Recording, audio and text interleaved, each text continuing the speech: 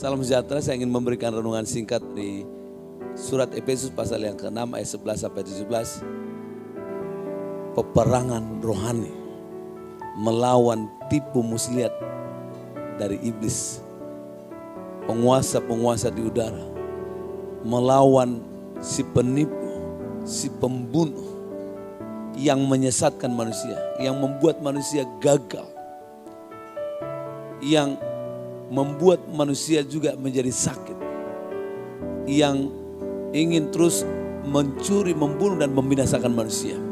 Saudara-saudara, ini tantangan buat kita setiap hari.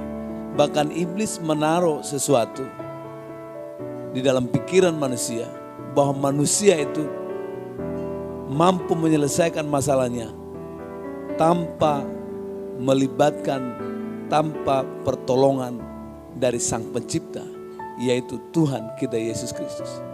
Manusia dipengaruhi oleh iblis supaya manusia itu tidak taat kepada Tuhan dan dia memutarbalikkan firman Allah.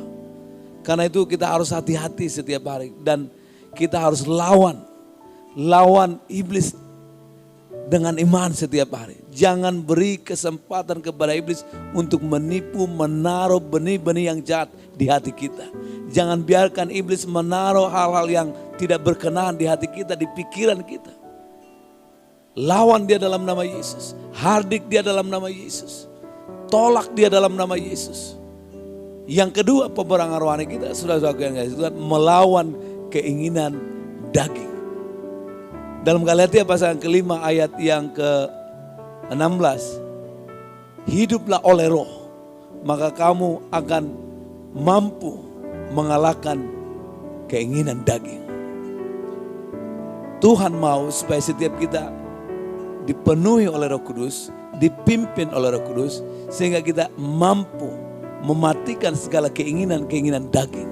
Karena kalau kita hidup dalam keinginan daging, kita tidak akan bisa masuk dalam kerajaan Allah. Kita tidak akan pernah bisa. Karena itu saudara-saudara yang kasih Tuhan, Tuhan mau supaya kita terus alami kemenangan setiap hari melawan segala keinginan-keinginan daging kita. Matikan di dalam nama Yesus. Yang ketiga, saudara-saudaraku, dunia yang selalu ingin mempengaruhi hidup kita. Di mana di dunia ini ada keinginan mata, keinginan daging, dan keangkuhan hidup. Hanya dengan iman kita mampu mengalahkan dunia. Dunia ini bukan tempat kita. Fungsi kita di dunia ini untuk menjadi terang dan garam. Bukan menjadi penikmat dunia, tapi menggarami dunia, menerangi dunia dengan firman dan Roh Kudus yang Tuhan sudah beri kepada kita. Jadilah terang, jadilah garam di tengah-tengah dunia. Kalau kita mau alami kemenangan setiap hari, Tuhan sudah berikan senjata buat kita, yaitu firman Allah. Yang kedua, doa. Yang ketiga, dengan puasa, dengan sepakat, ya, dengan kesaksian kita, dengan nama Yesus, dengan darah Yesus. Setiap hari kita alami kemenangan. Kalau ada firman, kalau ada doa, kalau ada kesepakatan 2-3 orang berdoa, kita alami kemenangan. Doa kita dijawab oleh Tuhan. Kalau kita hidup di dalam Tuhan dan menggunakan nama Yesus, kita alami kemenangan setiap hari.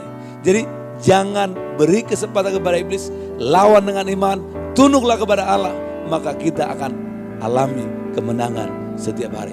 Tuhan Yesus memberkati.